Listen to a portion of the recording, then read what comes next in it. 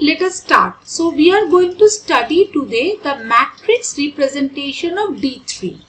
D3 is the subgroup of D3A. C3.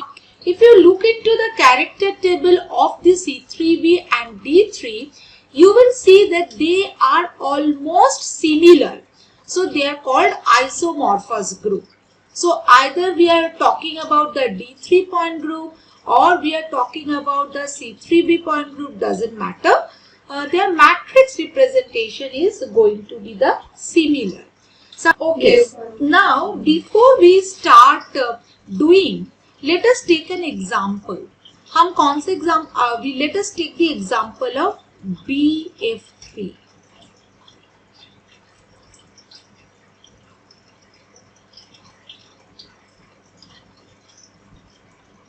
We know that the C3 is perpendicular. This is a planar molecule, and the C3 is perpendicular to the molecular plane, passes through boron, and then the C2s, the perpendicular C2s are this, and this, passing through individual fluorine atoms on the molecular plane. So let me consider the molecular plane is the XY plane. The molecular plane is the XY plane and Z is perpendicular to the molecular plane.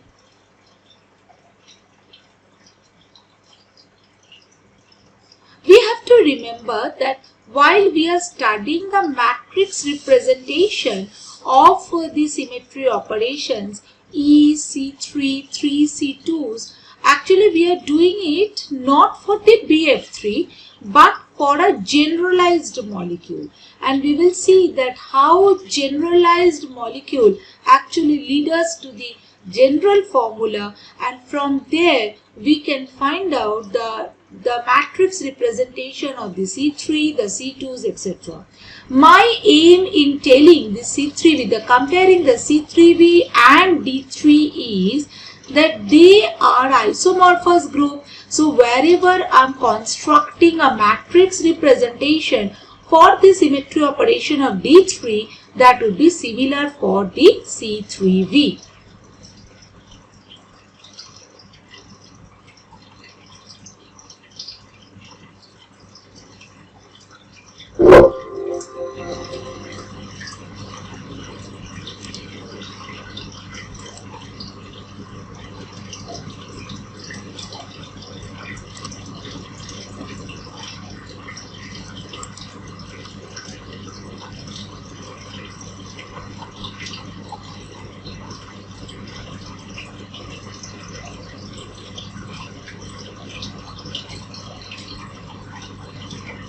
Okay, now let us draw that. Now I am trying to find out the matrix representation of the C3. E I am not doing because all of us know that E would be 1, 0, 0 for the symmetry operation E, as it is doing nothing operation. So it should be the X prime, Y prime, Z prime, that is going to be X, Y, Z, 1, 0, 0, 0, 1, 0, 0, 0, 1, chi equal to 3, and this is a reducible representation. So here I am not spending time. Let us go to the C3 operation. Now let me draw the picture first.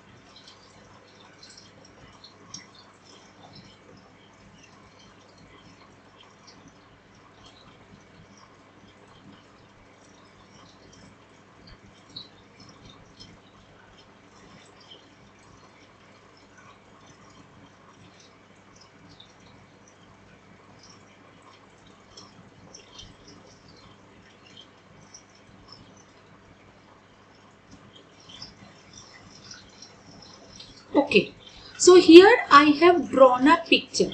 Here I want to mean that xy is my molecular plane and z is perpendicular to that. Just exactly like BF3 molecule was in the xy plane and z was perpendicular to that. Now let me consider that there is a point P which is making an angle theta.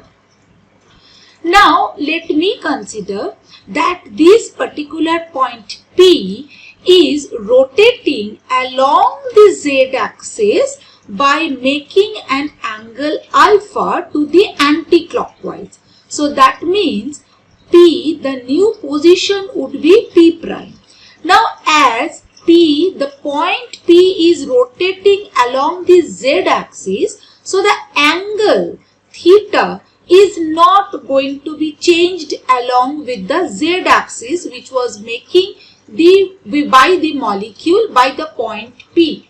But then what is going to be changed? Now if P was, we know that if P was in a three-dimensional figure making an angle theta, then actually we can draw a projection on the xy plane and then connect the origin with the point P.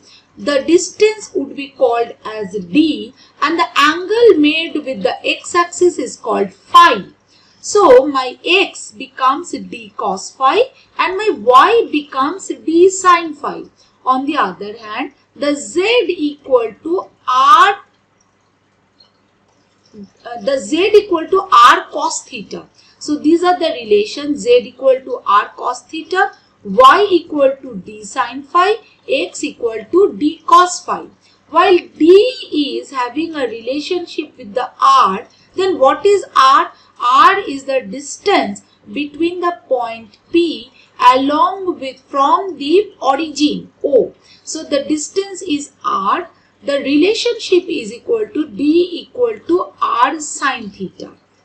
Now, just as I have told you that the point P is rotating along the z axis. So now if we look the projection on the xy plane, it will look it like that the point P was making an angle alpha, making an angle phi initially.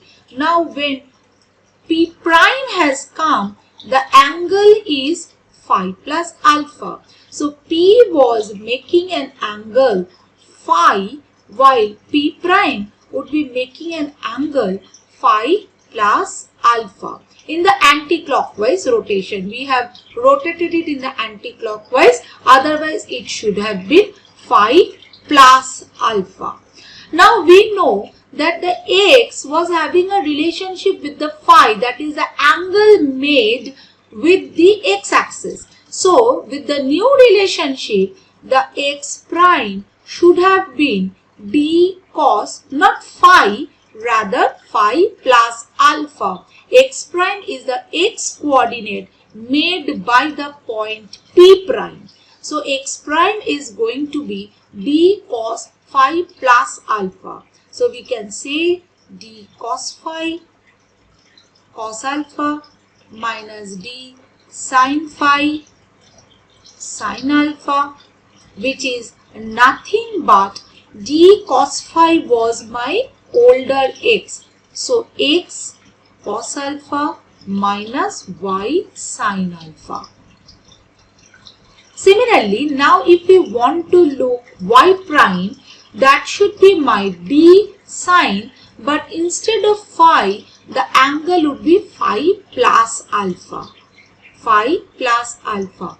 The red lines are actually giving you an indication that when P has moved anti-clockwise to the point P prime, then how the projection on the xy plane is going to be altered. Initially this was the x, but now only up to this red line would be the x prime. Similarly, initially this is your y. I have written wrong. Your y is written wrong.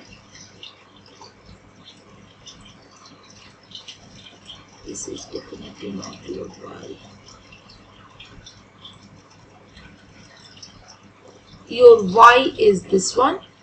So initially this was your y, now this is going to be your y. So y prime, this is going to, the red one is going to be your y prime. So y prime is going to be d sine, not the phi, rather phi plus alpha. So it is d sine phi cos alpha plus d cos phi sine alpha. So d sine phi is nothing but y cos alpha plus x sine alpha. Your z prime is going to be z only because z is related to theta, and while p is rotating along the z anti-clockwise, this is not going to alter the angle theta. So your z prime is nothing but z. Now keeping all this thing in mind, if now we want to write the new matrix representation where x prime, y prime, z prime are the changed Cartesian coordinates for the point P prime and how it is related to my old Cartesian coordinate x, y and z, then we can easily write x prime, y prime, z prime equal to x, y, z, and then cos alpha minus sin alpha 0, sin alpha cos alpha 0, 0, 0, 1. The beauty is from here we exactly know that x prime equal to x cos alpha minus y sin alpha, z is 0, y prime equal to y sin alpha, x sin alpha plus y cos alpha 0, z prime equal to z. Now the beauty is here there is no information of phi because phi has already been counted in the xyz. Now alpha is a very generalized angle. Now alpha can be anything. Now suppose if alpha equal to 180 degree, then that is becoming the matrix representation of the C2. While alpha equal to 120 degree, then this is a matrix representation for C3. Then what should be my matrix representation for C3?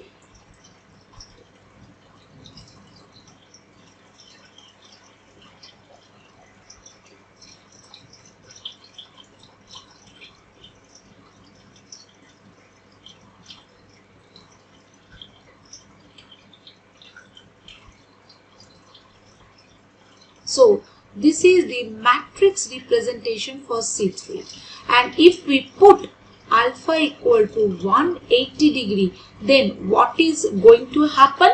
Then can you write down the matrix representation for alpha equal to 180 degree? Yes, ma'am. Yes, ma'am.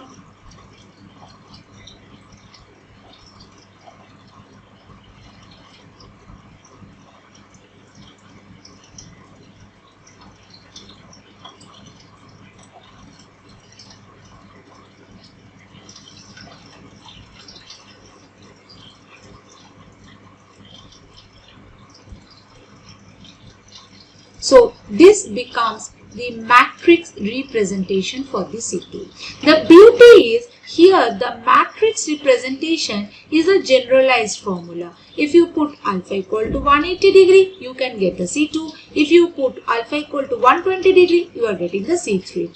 See, C2 rotation, 180 degree rotation along the z axis actually changes the x coordinate and the y coordinate. If you are doing it in the anti-clockwise, then your x becomes minus x, your y becomes minus y, your z remains the same. Look here, for this particular matrix, your matrix can be diagonalized to this, or this 3 into 3 dimensional matrix can be diagonalized and can be reduced to 3 one-dimensional matrix. But here, while I am looking into the C3 matrix, this is also 3 into 3 matrix, but here the matrix cannot be diagonalized to 1 into 1 diagonal matrix, because here the off diagonal elements are present. So for the first time it is going to be block diagonalization. So this is not a diagonalization, we can reduce the matrix to block diagonalization.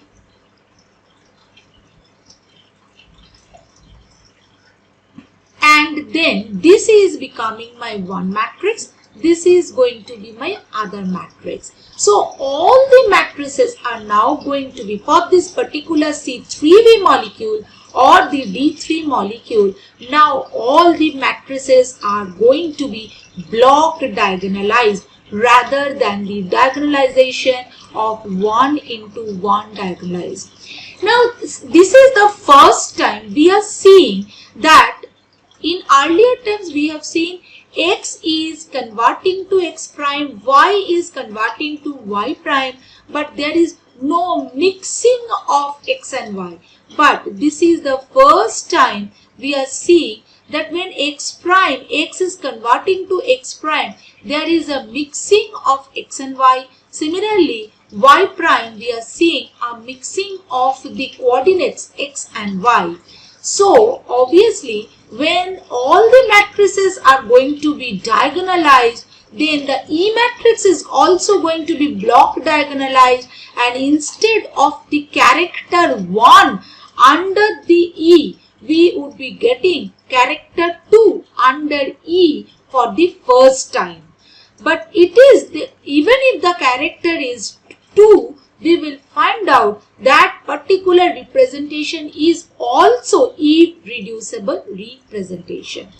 So this is the first time we are seeing that due to a C3 rotation, there is a mixing of x and y orbital in the new Cartesian coordinates.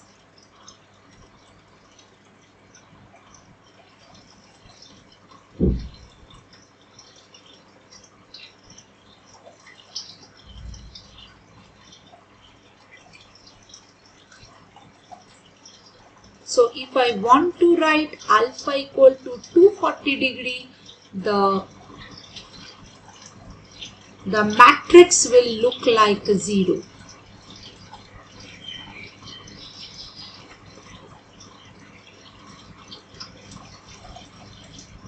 The beauty is alpha 240 degree means this is C32.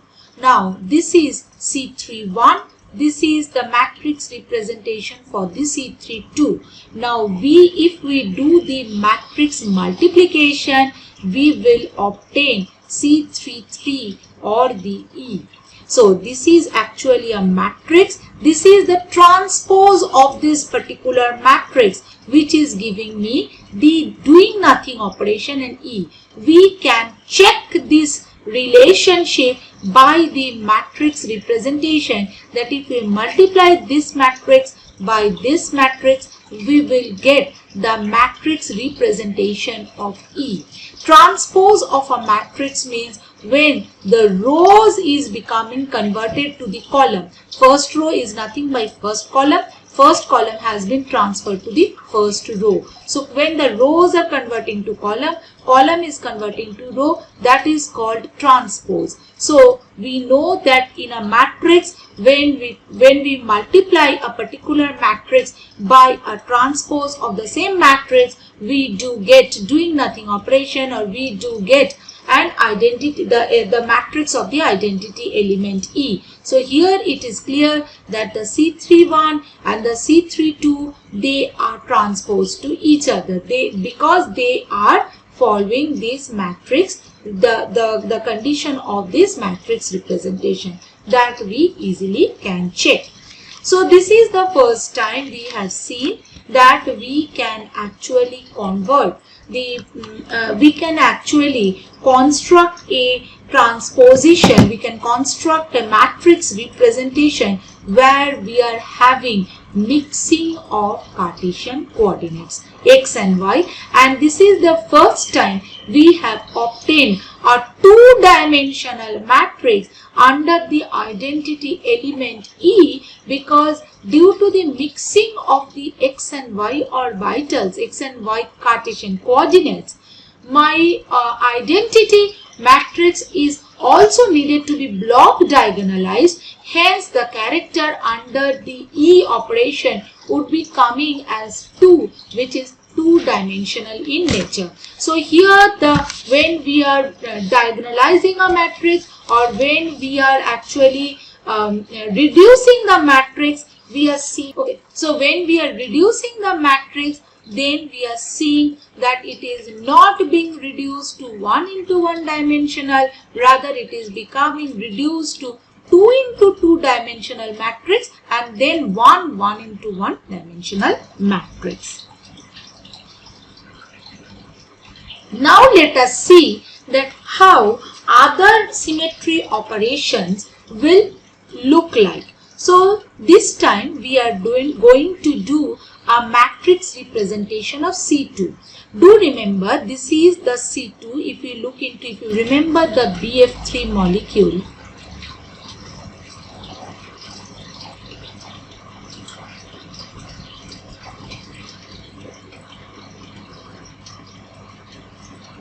this was my C3.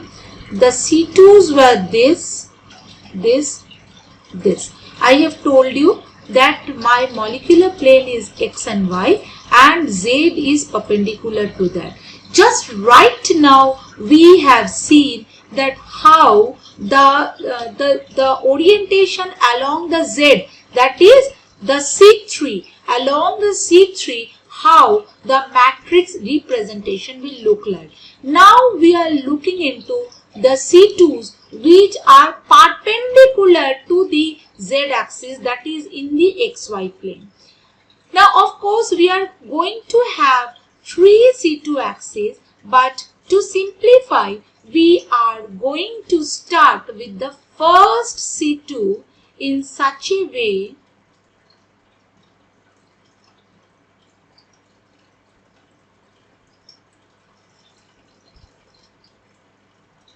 that your Cartesian coordinates are actually coinciding with one of the vertex. This would make my one of the C2, drawing of one of the C2 very easy. Now do not worry about the E1 and E2. It is same like X and Y, because these are the basis vector. So whether I am writing E1, E2, E3, they are the unit vectors along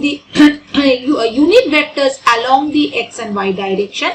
But just for the simplicity, we have considered the Cartesian coordinates to be matching or to be passing through one of the vertices. Now let us consider that first C2 is along, whether I am writing it as an E1 or whether I am writing it as an X and Y, doesn't matter. Let me consider that my C2 is along this. My C2 is along this.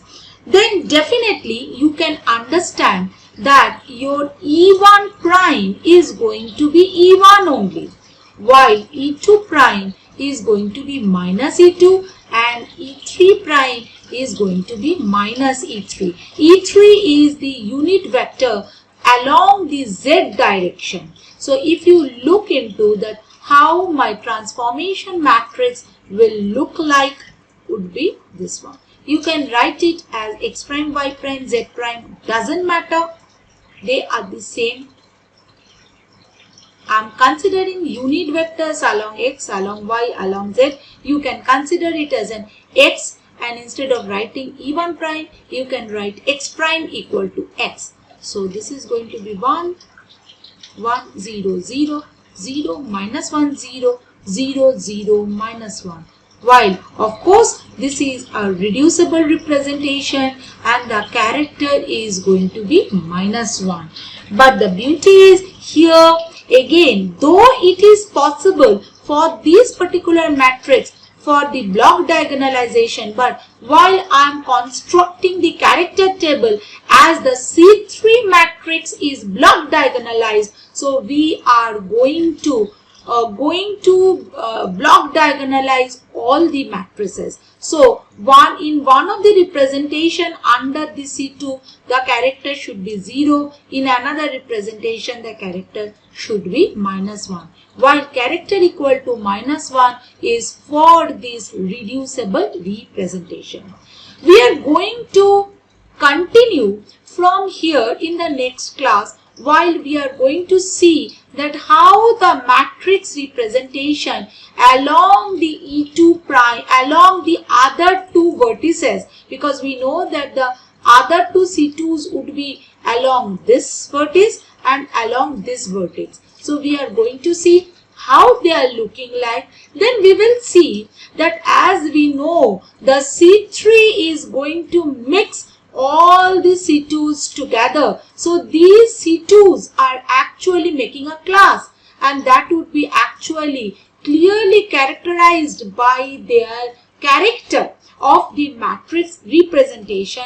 That also we are going to notice. So we were dealing with the D3 molecule, hence we are talking about the C2. I'm sure that you can actually understand that you can obtain the sigma V's as well for a C3V molecule, which is an isomorphous group. The one sigma V is along this. Then how the Cartesian coordinates would be changing for this particular sigma V's. We are doing it for C2s. The sigma V's also follow the same condition or the criterion. We are going to continue from here in the next class.